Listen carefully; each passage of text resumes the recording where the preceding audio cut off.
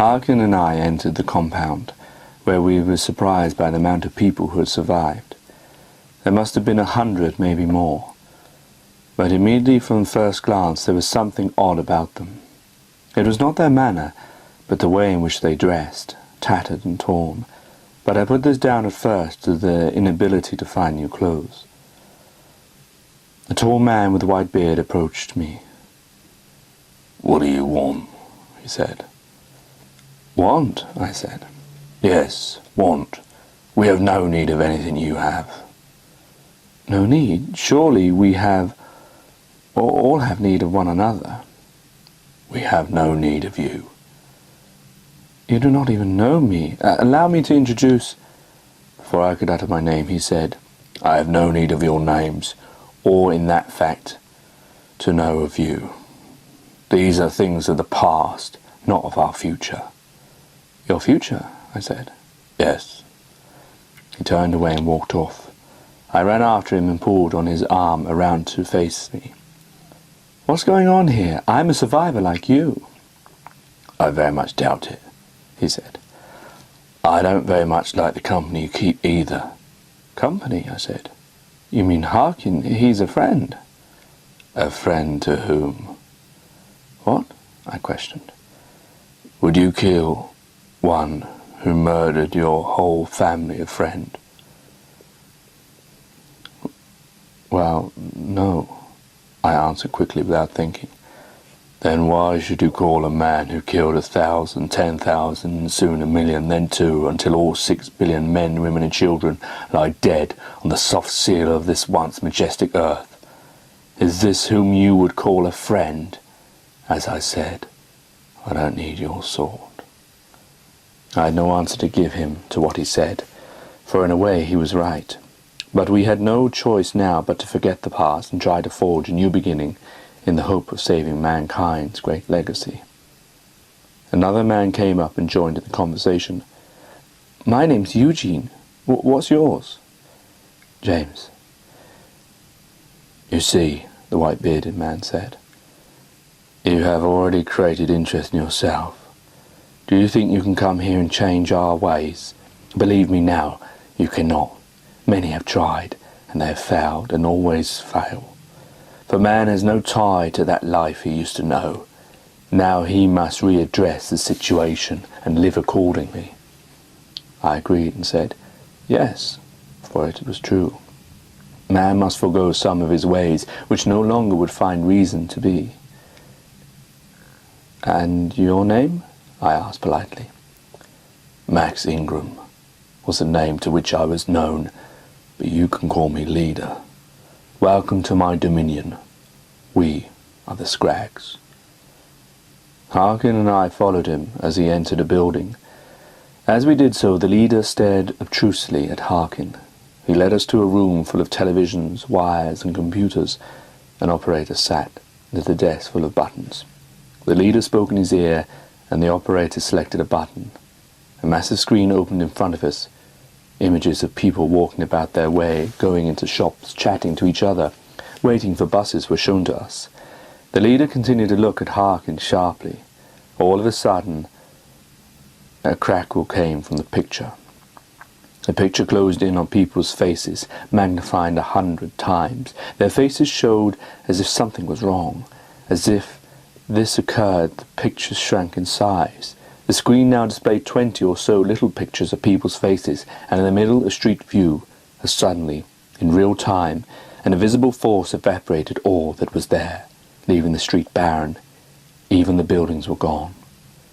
The operator frantically, as if he was playing a piano in a concerto, pressed button after button, changing various CCTV shots of people dying, melting, running as the fog catched them. There were wide shots of plumes of thick, dark, dense fog reaching from the heavens and descending across the skyline, images of people fading into dust. Over and over again, closer and closer, were shots of men, women and children as they faced the moment of destruction. The screen was full again. This time it showed the inside of a building, a factory, full of people working, when after several shots changed, showing close-ups of people walking about their job, paper in hand, drinking cups of tea in the canteen, all the ordinary things that people used to do, when suddenly, in a long shot covering the whole building from inside, the area is shrouded in darkness. From one row of the building to the closest to the camera, the operator quickly cuts to 10 different shots of people's reactions to what they had seen, and then he continued to the original long shot, as we too saw what they had, as a plane careered through the building and burst into flames through the factory machines and people alike. All these images came with no sound, which somehow made these ghostly images more ghastly. I imagined the sound of the building, the hum of everyday working life, then suddenly the plane crashing through the glass, splintering everywhere, the roar of the engines as the passengers were affected by the radiation, the noise of the huge rods of melting, bending and weeping. But I am not sure any of that would have been heard past the frantic screams of those below, fulfilling their destiny in this great disaster. Then the most gruesome of all the images he had saved for last, as the CCTV footage showed montage after montage of people's faces melting, people silently screaming in pain and writhing in complete agony. Despite these images being days old, it felt as if they were alive. The leader turned around and put his hand on Harkin's shoulder, as the next shot showed something that caught Harkin's eye. It was the base he had worked at. It showed the whole instant he had described to me. It even showed him running away. The last few shots were quick montages of Harkin's still frame face, with explosions, people silent screaming, faces melting, bodies turning into shadows, buildings being blown apart, and ended with a shot of fog-covered the streets a few days later, showing the utter destruction, wasteland and emptiness of what had occurred that moment. The leader turned and looked at me. He wanted, as I guessed, to see my reaction at this video nasty. I wiped away the many tears I cried. He felt satisfied at my reaction, but Harkin's non-reaction did little to please him. "Harkin, how do you plead to your crimes?" Harkin did not move, neither did he make a sound. The leader waved his hand at the operator, and a gun was placed there. He looked over at me almost with a shame. "You, take the gun and kill this friend of yours." He placed the gun in my cold hand. Harkin did not move. "Kill him. You saw what he did. He was responsible for this.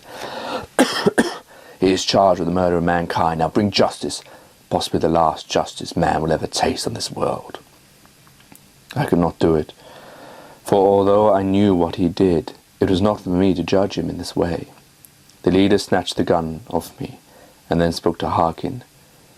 When he said to him, "I do not know," seconds later, I looked up to find a gun pointing at my head. "If you won't kill him, let's see if he is a friend as you are to him." Harkin's cold, emotionless eyes stared straight at me. I knew him. He wouldn't do it. We were friends. "Sorry, James," he said. "It's you or me. You or me." I couldn't believe my ears as he spoke those words. I went into a daze, unbelieving of the situation, as he pushed the cold weapon to my temple. His finger twitched, and he pulled the trigger of the gun.